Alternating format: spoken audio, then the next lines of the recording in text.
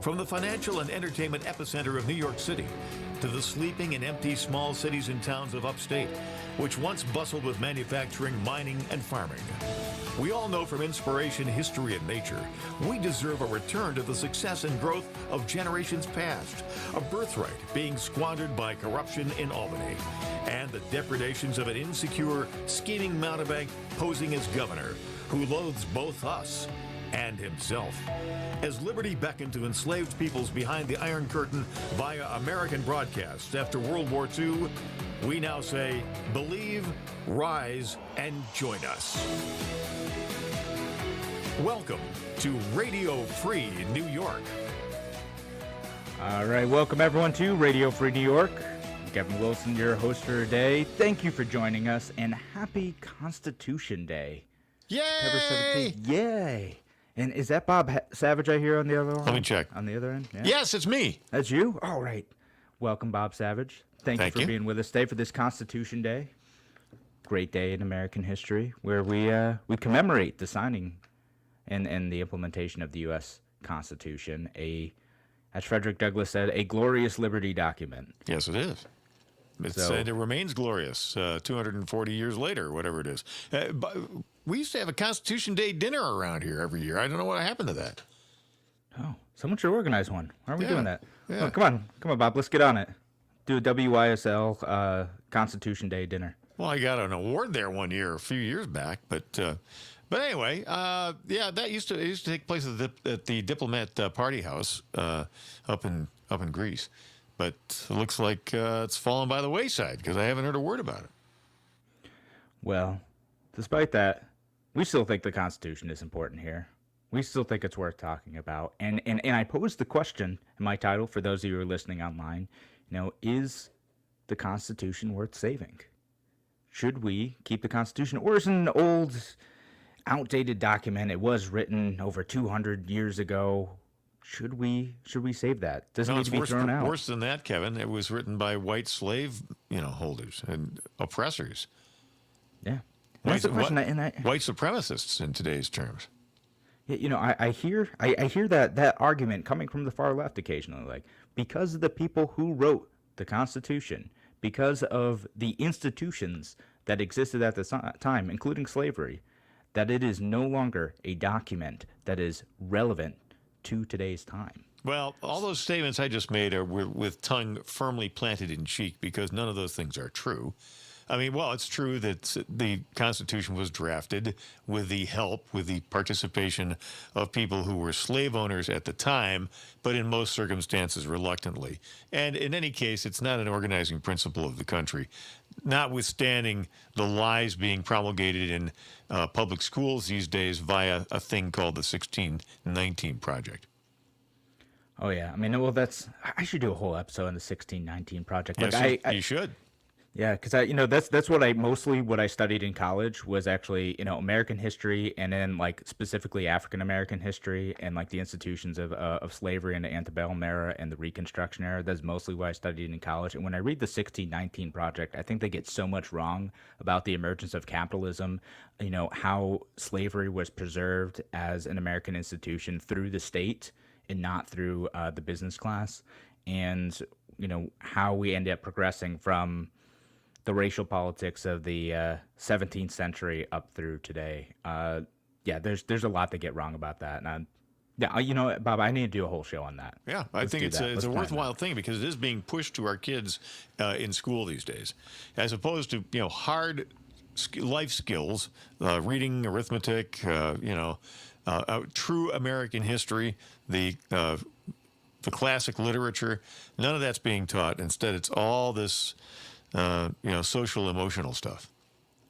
Yeah, no, it's a lot of that.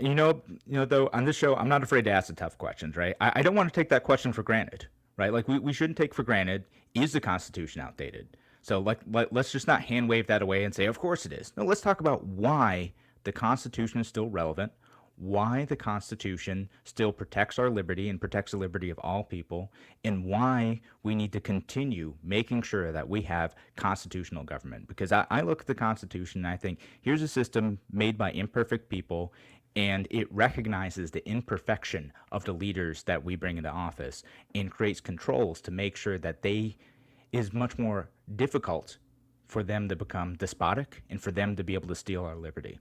That's what the Constitution does. That's why the Constitution is still worth preserving. That's why the Constitution is still worth talking about hundreds of years later. Well, there's constitutions and there's constitutions. You know, I mean, Yeah, most countries have got a constitution, air quotes. You know, some kind of document that sets forth the, you know, how the country is built structurally. Our Constitution, the United States Constitution, is unique in all the world because of the underlying organizing principle, which is that government does not propel life in these United States. That government is kind of like conceived of as a service or as a utility which free and independent citizens call upon when we need services, such as, for example, protecting our borders, or for making sure that we have clean water, that we have sewage disposal, that we have good roads. All these are all appropriate functions of government, and the government functions are provided for by the desires and the needs of the free and independent people. You compare that with the structure of most, government institutions around the world, and it's the other way around. The organizing principle is power is derived from government, and government tells the people what they can and cannot do, and all of the rights proceed from government. That's completely 180 degrees removed from the function of our Constitution. Yeah, and I will say, like, other governments will give lip service saying, oh, yes, we derive our power from the people as well. But in practice, it doesn't do that.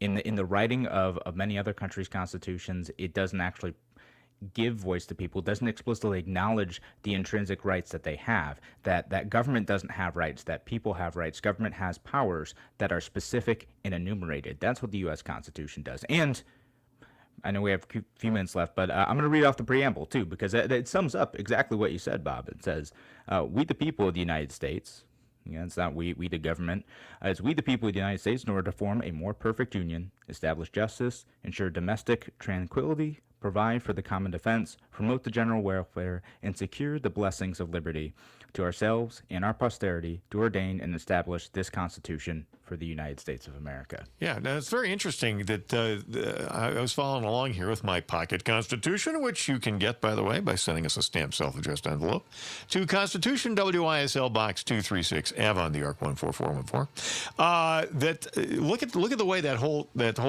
preamble, that paragraph is structured.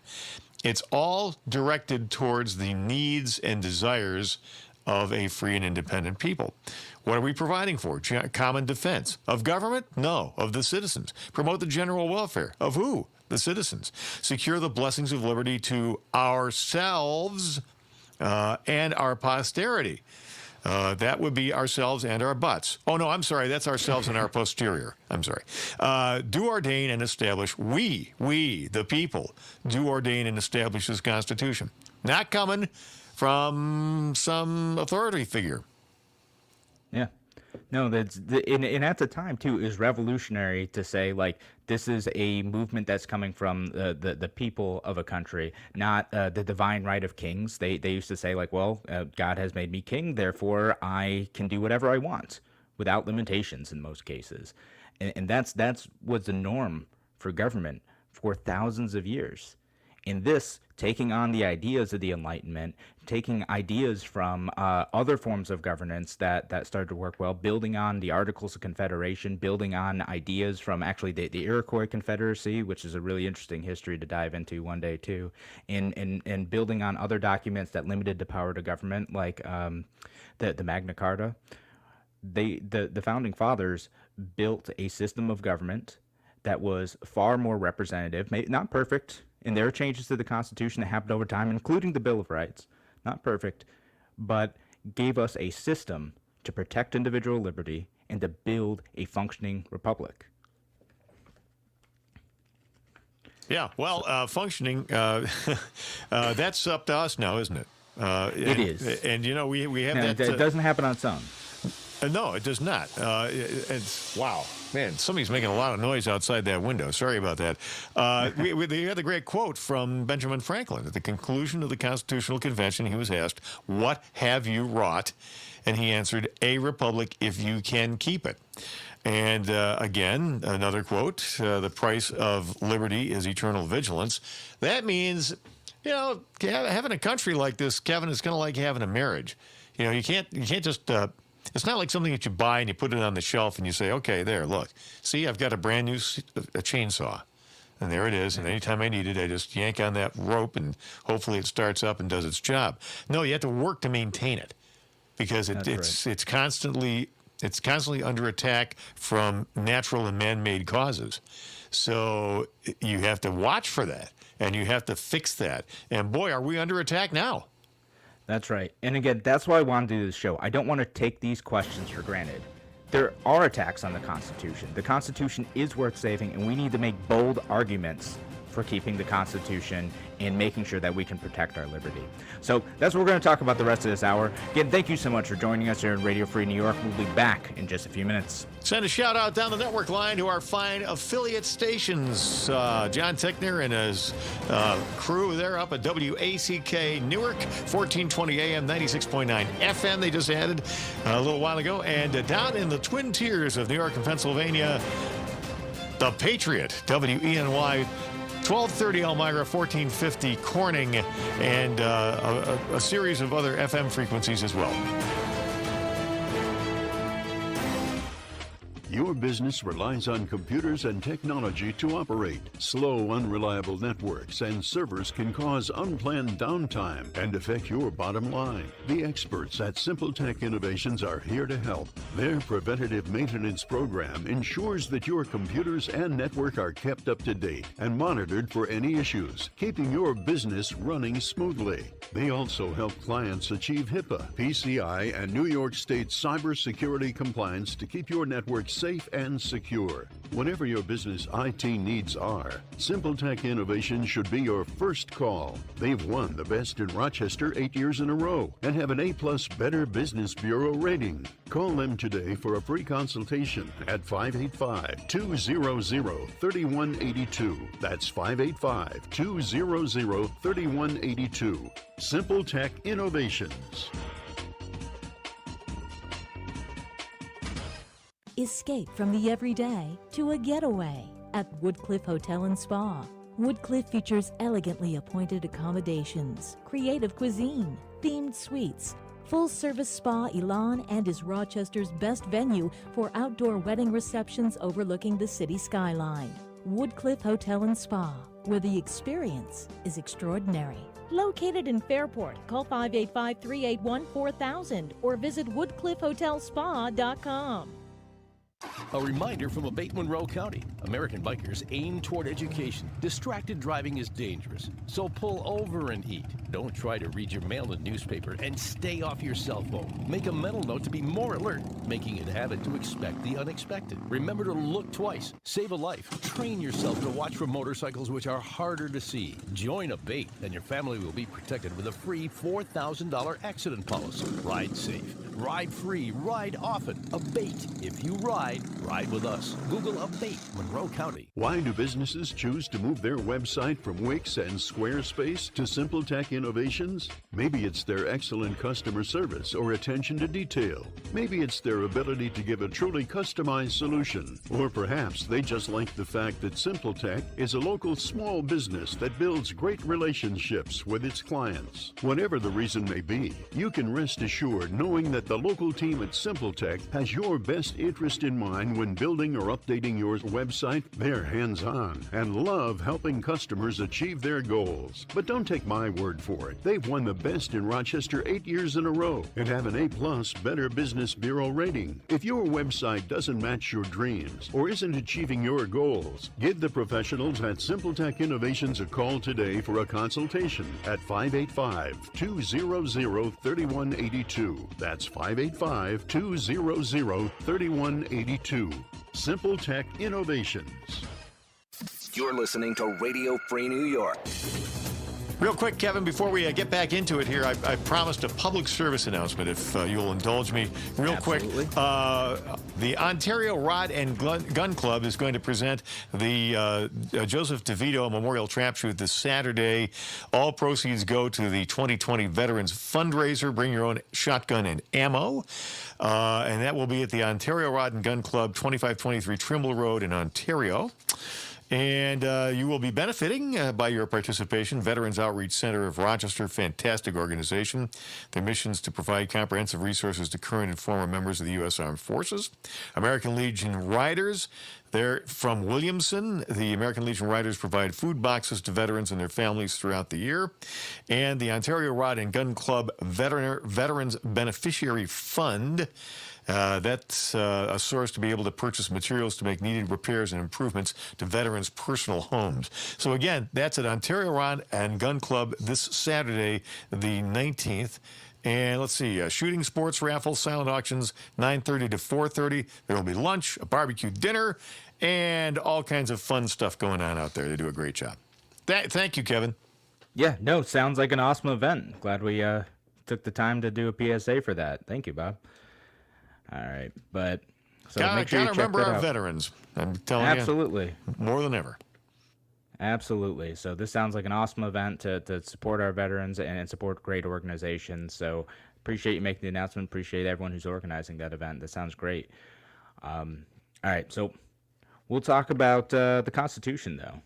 Again, I want to read off another quote from Frederick Douglass. I had kind of made reference to this in the first segment, but I'm going to read off a quote from him. And it says, "Fellow citizens, there is no matter in respect to which the people of the North have allowed themselves to be so ruinously imposed upon as that of the pro-slavery character of the Constitution." Again, people in the North thinking that the Constitution supports slavery. This is Frederick Douglass. "In that instrument hold there is neither warrant, license, nor sanction of the hateful thing, but interpreted, as it ought to be interpreted, the Constitution is a glorious liberty document. Read its preamble. Consider its purposes. Is slavery among them? Is it a gateway? Or is it in the temple? It is neither." And so what Frederick Douglass is saying is that, again, slavery isn't in the Constitution. He goes on to say, let me ask, if it be not something singular that if the Constitution were intended to be, by its framers and adopters, a slave-holding instrument, why neither slavery, slaveholding, nor slave can be found anywhere in it?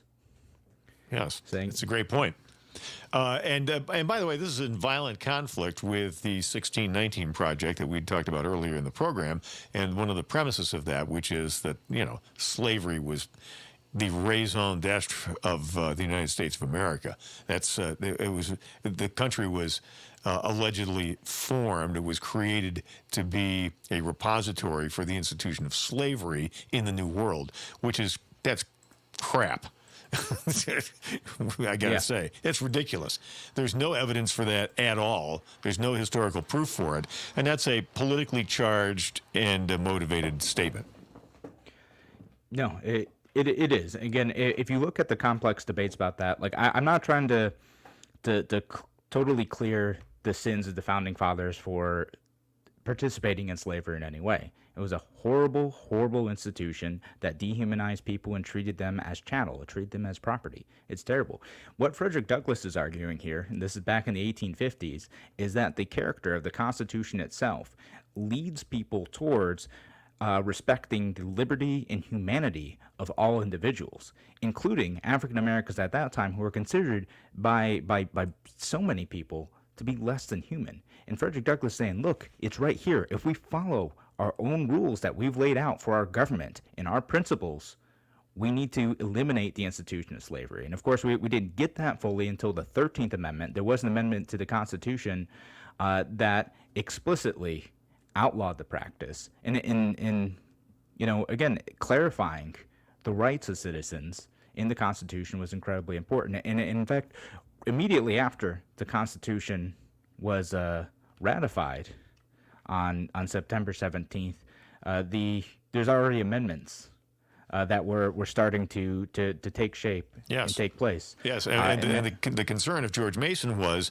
that the Constitution did not provide adequately for individual liberties, that they needed to be enumerated as derived from God and not from government. Exactly. And I'll say this about the amendments to the Constitution, the Bill of Rights, and all of these, is that you have these natural rights. In the frame of the Constitution, understood that. As you kind of said, these rights come from God. These are natural rights. These are rights that you already have.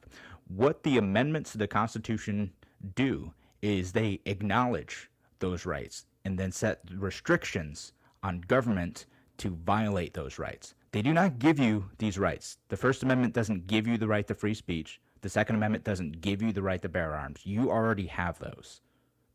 Right. These just Again, limit the government from taking them away. yeah, the whole point, again, the whole concept is that we are born with these. They are inalienable, which means, they're like part of your body. You can't give it away. You can't sell it. It can't be taken away. It's part of you as a result of the fact that you were made by God in His image, and we are here. We have these characteristics that have been given to us, and no other man can render these asunder. I use the generic term man, by the way. Yes. Yeah, man, and the humanity sense. Yes, I thank got you. I'm not gonna give you grief for that, Bob. Though Appreciate I know that. someone might. So a lot of people would, And again, what's different about these rights too is they are, again, rights that are inherent to you. They don't require something from someone else. So I differentiate these rights. Like a right to free speech it can only be taken away if someone else uses force on me.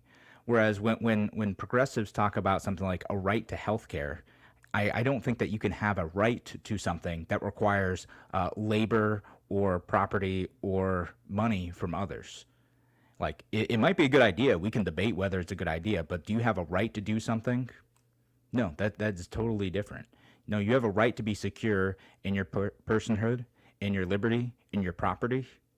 And this is what the Constitution protects. And it specifically protects these rights from the federal government. And I'll take a second to read off a couple of these just because I like reading off the Constitution. I don't think we read it off enough. Amendment 1, Congress shall make no law respecting an establishment of a religion or prohibiting the free exercise thereof or abridging the freedom of speech or of the press or of the right of the people to peaceably assemble and to petition the government for a redress of grievances. Yes. Let's make note, by the way, of what is not contained in the First Amendment. Okay? I'll be Freddie Footnote here. as you read these things off. There's no separation of church and state, everybody. I mean, that was a statement that was made in a political speech, I think in the 1920s or 1930s. There's no separation of church and state. That doesn't exist. So... Yeah, and to clarify what that means, again, is the separation of church and state doesn't mean that the values coming from your religion can't inform your morality or even government policy in some cases. We can debate whether or not that's a good idea, but what the First Amendment says is that basically the government can't establish an official religion, right? That's what it's trying to protect there. Right. What they had in mind... What they had in mind was the Church of England.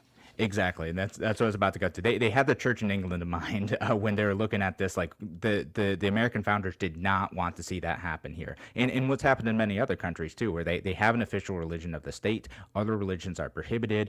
The early colonial period of of North America was people coming here to escape religious persecution or to establish their own religious colonies and to have the ability to be able to practice freely, within their own spaces.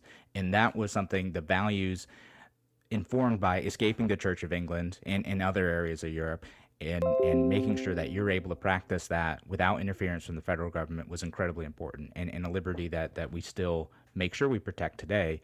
And it's interesting, and that's been expanded over time too. Apparently, it used to be totally legal for states to be able to have official religions, but that is no longer. Yeah, and they did. Yeah. Yeah. Prior to somewhere around the War of 1812, maybe a little bit after that, Massachusetts had mandatory church attendance. Yeah. No, that was definitely part of the law. So over time, we've started to say like, oh no, state governments can't really do that too. It kind of came about officially after the 14th Amendment, saying states can't violate the rights enumerated in the Constitution as well. All right, so when we come back here on Radio Free New York, we will continue talking about the Constitution and why the Constitution is worth saving. Thanks for joining us. We'll be back in a few.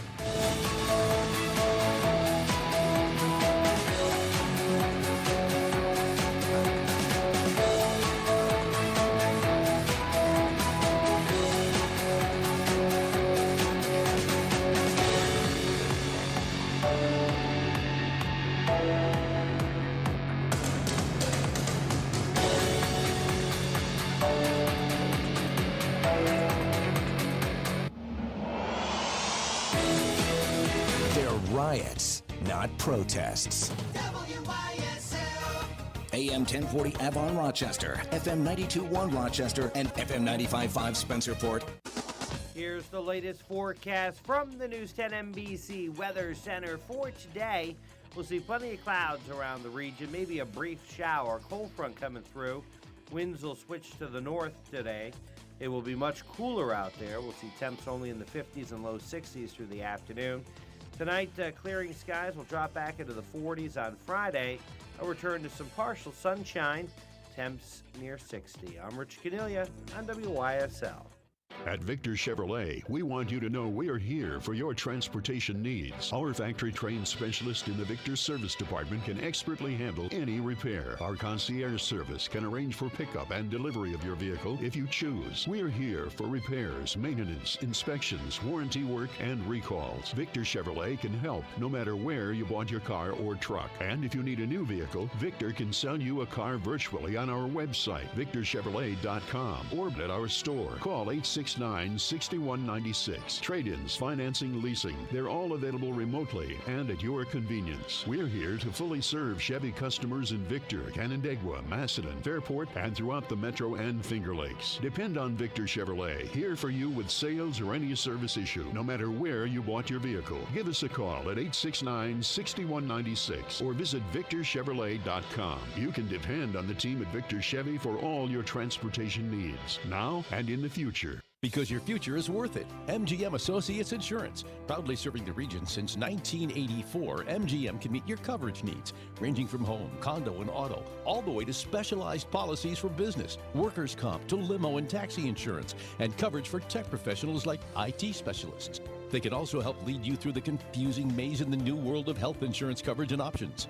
MGM Associates is large enough to serve you, but small enough to care, so you don't have to wait in line on some 800 number to get prompt personal attention. MGM Associates is the only winner of the National Best Practices Award 5 times in a row. MGM is proud to support veterans groups, including Heroes Home Advantage. For your personal, business, home, or professional insurance needs, put the experience of MGM Associates Insurance on your team. Locally and proudly owned at 1745 Penfield Road in Penfield. 381-7008 or mgminsure.com, an associate of Finger Lakes Fire and Casualty, Route 227 in Trumansburg, New York. Your business relies on computers and technology to operate. Slow, unreliable networks and servers can cause unplanned downtime and affect your bottom line. The experts at SimpleTech Innovations are here to help. Their preventative maintenance program ensures that your computers and network are kept up to date and monitored for any issues, keeping your business running smoothly. They also help clients achieve HIPAA, PCI, and New York State cybersecurity compliance to keep your network safe and secure. Whatever your business IT needs are, SimpleTech Innovation should be your first call. They've won the Best in Rochester 8 years in a row and have an A+ Better Business Bureau rating. Call them today for a free consultation at 585-200-3182. That's 585-200-3182. SimpleTech Innovations. Sheriff Thomas Doherty would like to remind us that underage drinking is against the law. It is illegal to host or allow underage drinking to occur in your home. As a parent, you should know that you couldn't give alcohol to anyone under the age of 21 under any circumstances unless it is your own child. Even if you are in your own home and even if you have that person's parental permission, it is illegal to give alcohol to them. Get video breaking news 24/7 at WYSL1040.com. When you feel sick for whatever reason, don't wait to get help. Noise Health Urgent Care now offers telemedicine appointments using your device to meet with a provider face-to-face from the comfort of your home. Call 585-243-9595 to schedule an appointment. Noise Health Urgent Care is open from 9 a.m. to 9 p.m. 7 days a week, even weekends and holidays. Walk-ins welcome at our Geneseo location, 50 East South Street. Digital X-ray available too. Noise Health Urgent Care. Your health care, your way. Scotty's Detail Auto Body is open for collision, dents, paint, and detail needs. Remember, it's the collision shop of your choice when the need arises. Pickup and delivery available. Call 226-6120. Scotty's Detail Auto Body, Avon. Next time you have a chance to speak with your elected representative, ask, what are you doing? What have you done to protect our right to keep and bear arms? Check their voting records. We do. Brought to you by Monroe County Scope. Alive and well. Join us. You're listening to Radio Free New York. Welcome back to Radio Free New York. I'm Kevin Wilson, your host for today. Thanks so much for joining us. We have Bob Savage in the WYSL studio as well. Thanks everyone for listening. Again, thanks everyone listening here on WYSL. We're here live noon to 1 on this Thursday, on this Constitution Day, September 17th. Give us a call. 585-346-3000. Yeah, and if you you're want to participate in the discussion. Yeah, if you're listening to us on WACK or on WENY The Patriot, you'll be hearing this at a different time, so you can't call. Yeah, you can call, but you might get us and you might not, because lots of times live on the show. So lots of times we're in a happy hour. By the time the other markets play it. Yeah, but that's all right. I mean, if you do have feedback on the show, we love to hear it too. Send me an email, contact@radiofreenewyork.com, and that's New York all spelled out. It's not NY. If you send it to NY, I'm not going to get it. New York, full name. That's the domain we got, so that you got to send it there. Contact@radiofreenewyork.com, and I'd love to hear your feedback. Or comment on our Facebook pages, the Andrew C. Hollister page, or the Radio Free New York page, or our YouTube channel, any one of those. We'd love to hear from you. Now, again, we talked about the First Amendment, talked about protecting free speech. Again, making sure that the government can't abridge free speech, and it's something that applies to everyone now. Now let's go with the next amendment, which I think protects the first. The Second Amendment, a well-regulated militia being necessary to the security of a free state. The right of the people to keep and bear arms shall not be infringed. Wow, that one's been eroded quite a bit. 23,000 local, state, and federal gun laws. Doesn't seem like that's shall not be abridged. Yeah, and there are people who would say that, well, this doesn't really mean individuals have a right to own a gun. Yeah, it's just saying that we have a right to a militia. Yeah, no, not people who've read the Constitution, Bob. I see. Not those folks. But I see lots of arguments saying, no, it just says, a well-regulated militia. That means that the states can form militias and national guards. That's what it applies to.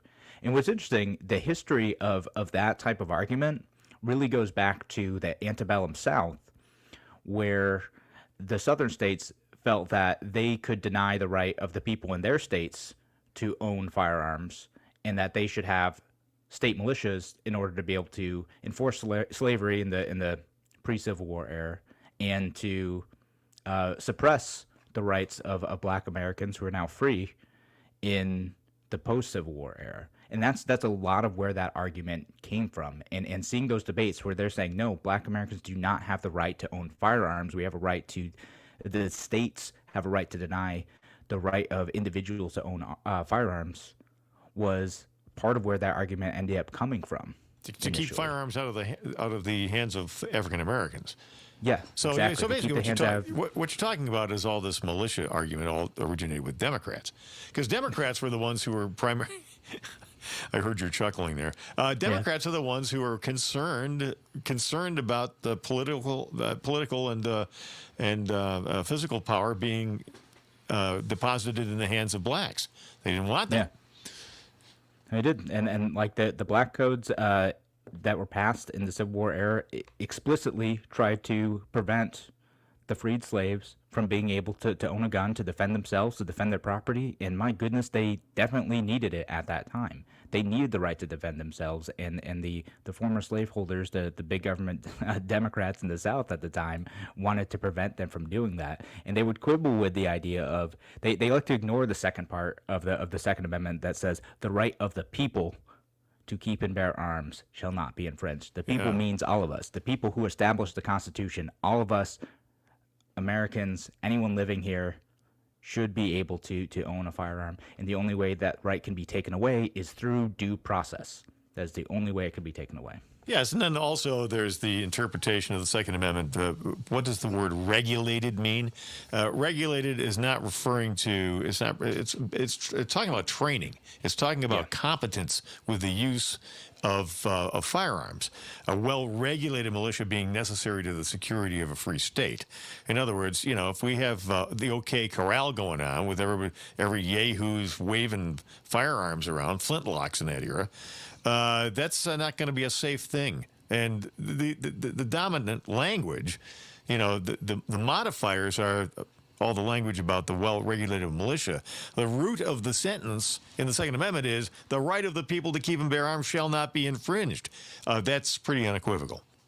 Yeah, absolutely. And that first part of the sentence was more an acknowledgement of what was considered a duty at the time. That it was your duty as a free citizen to keep and hold arms because, well, really, there's on the frontier especially, there's no one else there to protect you. A well-regulated militia is, again, as you stated, it's the ability to be able to call up your neighbors to defend the community if the cause arose. And therefore, because we need that ability to be able to call up arms and defend the community, the right of everyone to protect themselves, the right to keep and bear arms, shall not be infringed. Yeah, so bear in mind, there was no standing army. A standing army at that juncture in our history had not been provided for. Nope, it wasn't. So that's what it was. It was just individuals, and you weren't, you couldn't call 911 at the time to defend yourself or your property if someone meant to do you harm. So yeah, you needed that right, and that right was taken away. They saw what happened in England. That right was taken away from most people. You weren't able to own a firearm if you were a common citizen there. It just wasn't possible. So he said, no, everyone needs to have this right, because what happens if no one's able to exercise that right and we're totally dependent on the government for all of our security and you're not able to defend yourself? Well, that's how you can get tyranny. That's what happens. So the Founding Fathers saw this and they said, no, this is a right that we need to enshrine in the Constitution. We need to make sure that, no, the federal government cannot restrict your right to keep and bear arms. You can't restrict that right to self-defense. Yeah, and all of this, it wasn't implicit in all of this language. We've only hit 2 amendments in the Bill of Rights thus far, but implicit in all of this is personal responsibility. Notice that you are responsible for your life because you have been created in the image of God, and so your mouth is able to express ideas that people should hear, whether or not they agree with it or particularly personally like it or not. Same deal with firearms and personal safety. It's all centered on the individual, as in our individual relationship with God. Absolutely. And, again, it doesn't mean that you are no longer responsible for the consequences of your actions, that you're not responsible for the people shunning you if they don't like the speech that you have, or if you use a firearm irresponsibly or hurt someone.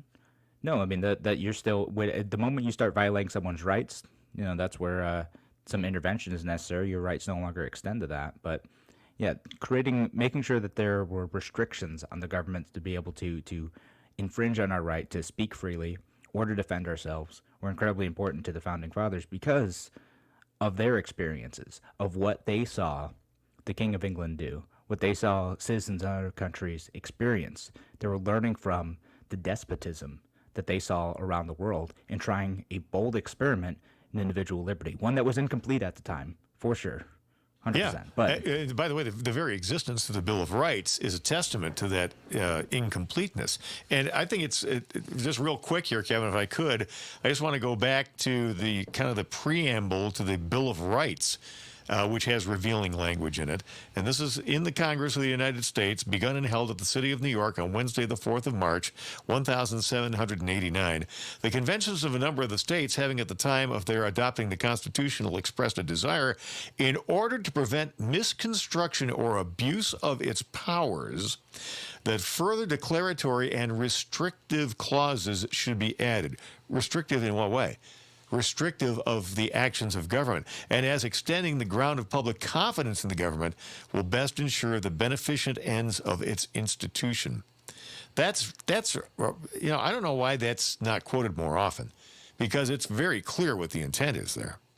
Yeah, absolutely. And you got to look back at the time, too. Like, there are massive debates prior to the adoption of the Constitution about whether or not that made the government too big.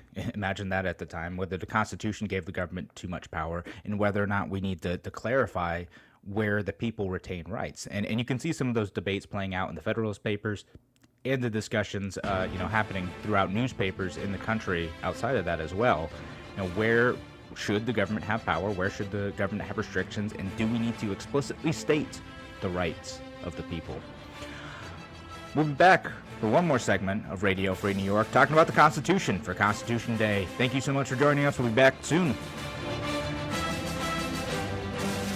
Why do businesses choose to move their website from Wix and Squarespace to SimpleTech Innovations? Maybe it's their excellent customer service or attention to detail. Maybe it's their ability to give a truly customized solution. Or perhaps they just like the fact that SimpleTech is a local small business that builds great relationships with its clients. Whatever the reason may be, you can rest assured knowing that the local team at SimpleTech has your best interest in mind when building or updating your website. They're hands-on and love helping customers achieve their goals. But don't take my word for it. They've won the best in Rochester 8 years in a row and have an A+ Better Business Bureau rating. If your website doesn't match your dreams or isn't achieving your goals, give the professionals at SimpleTech Innovations a call today for a consultation at 585-200-3182. That's 585-200-3182.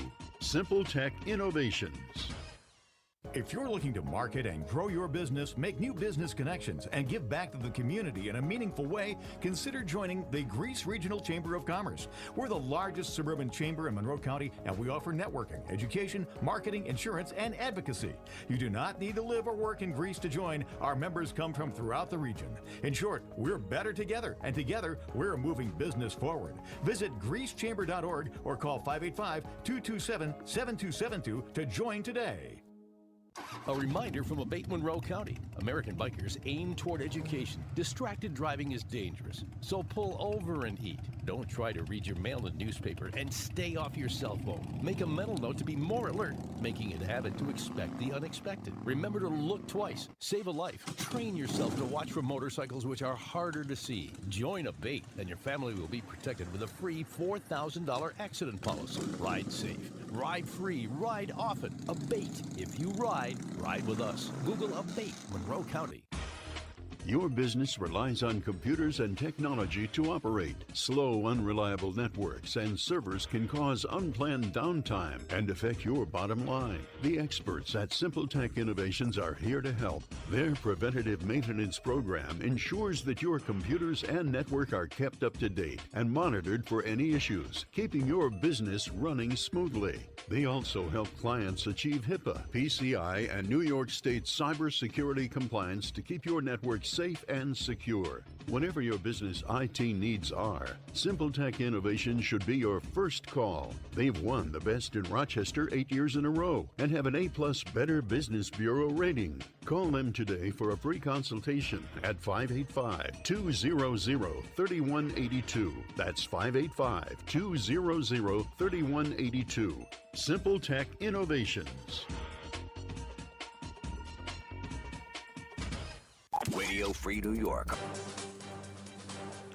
Welcome back to Radio Free New York. I'm Kevin Wilson, your host for today, joined by Bob Savage at the WYSL studio. And it's Constitution Day, so of course we're talking about and reading the U.S. Constitution because goodness knows we need more of that because our Constitution's under attack constantly. We need that eternal vigilance to make sure that we can keep our republic. I'm mixing quotes here now, but we need to make sure that we have a free and sorry, my phone is going up. That we have a free and constitutional republic, because there are people on the extreme right, extreme left, they'd be happy to move away from constitutional government, to move towards dictatorship, to move towards mob rule, to move towards all these things that make it difficult for us to be able to exercise our individual liberty, to be secure in our life, liberty, and property.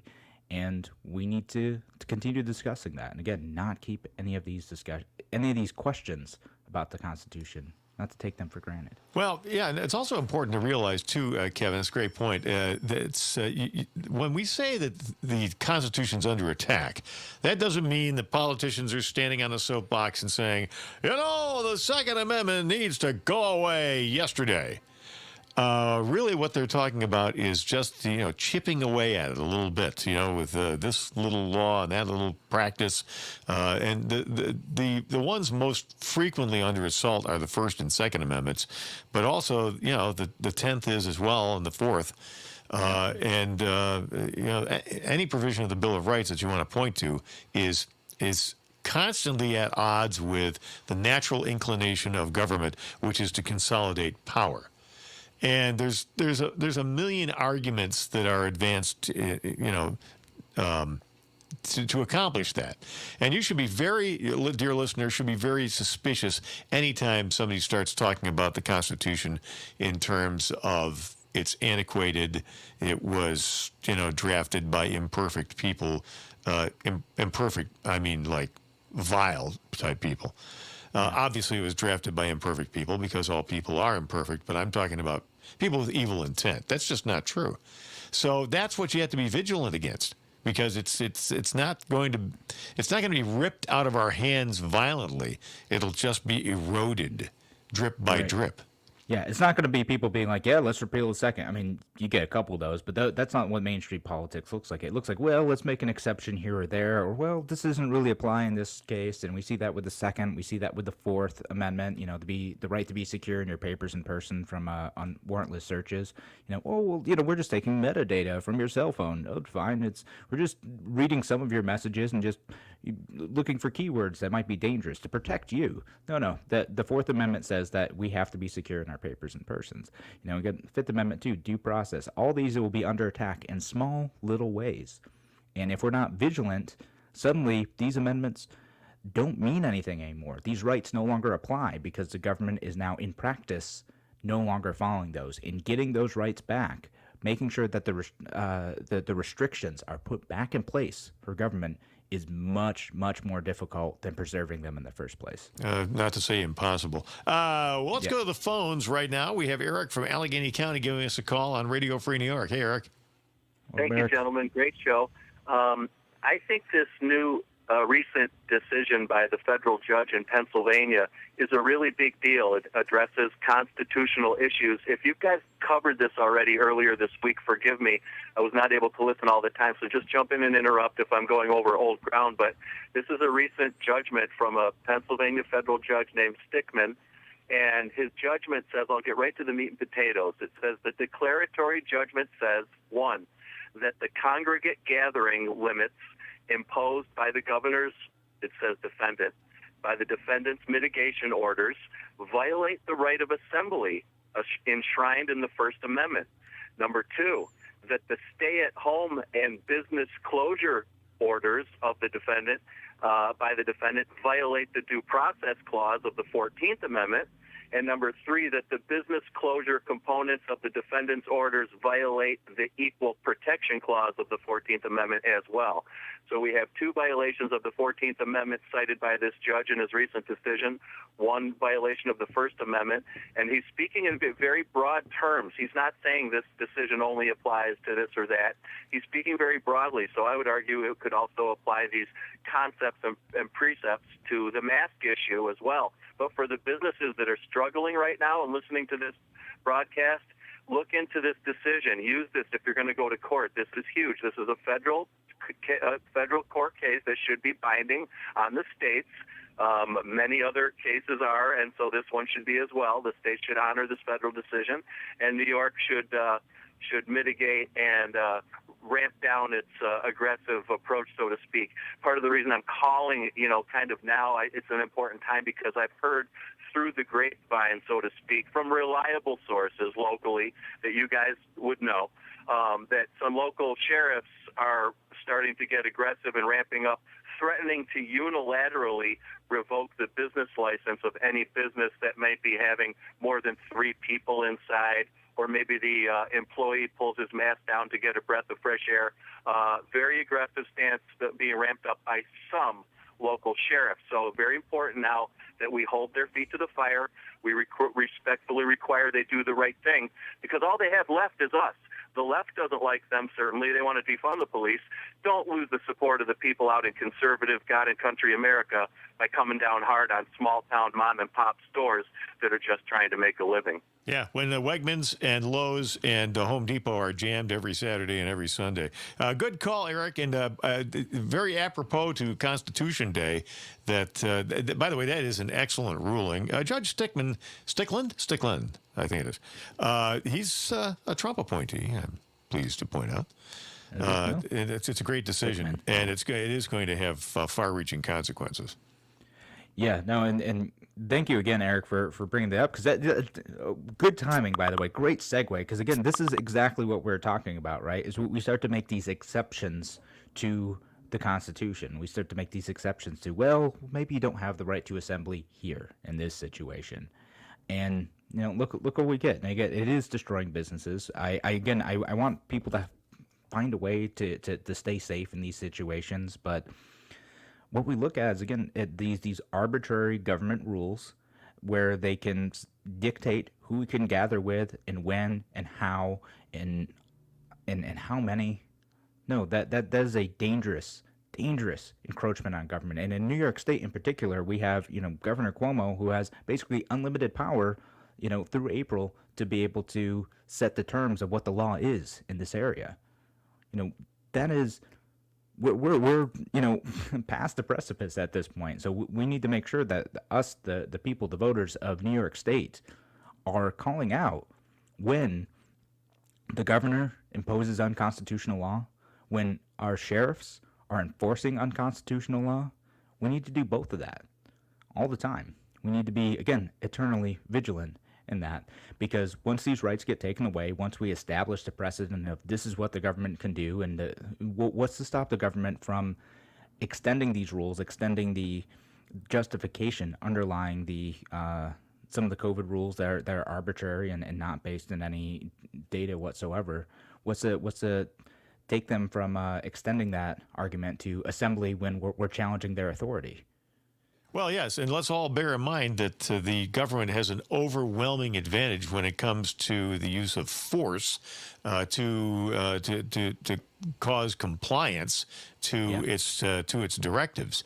We do not have police. We don't have personal police. We don't have a personal military. Oh, but wait a minute. Yes, we do. And here we have the provision of the Constitution, which is unique among constitutions of nations throughout the world, which is the Second Amendment.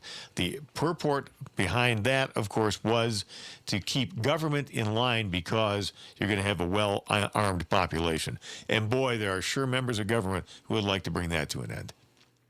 No, they would. But again, we don't want it to come to that. We want the government to obey the Constitution, to obey their own rules. They have tens of thousands of rules for us. We have a very limited number of rules for them. The least they can do is to stop violating our rights. And again, this ruling is something that, and again, I appreciate Eric bringing it to attention. Bob told D'Angelo, our producer, brought it to my attention Tuesday too, and we're overdue on analyzing that. But that is a perfect example of where we need to start looking at how our states are violating the U.S. Constitution, and they have some obligation to obey that, and our federal government is violating the U.S. Constitution. And we need to continue talking about why the Constitution is necessary, why the Bill of Rights is necessary, why our rights are still worth protecting. Get a copy of the Constitution and read it, too. Make that a priority this Constitution Day. Absolutely. Yep. Make sure you send that self-addressed envelope to WYSL and get your Constitution if you don't have one, or look it up. It's fine. But thanks again for joining us here on Radio Free New York. We'll be back tomorrow. Talk to you then. Factory trained specialist in the Victor Service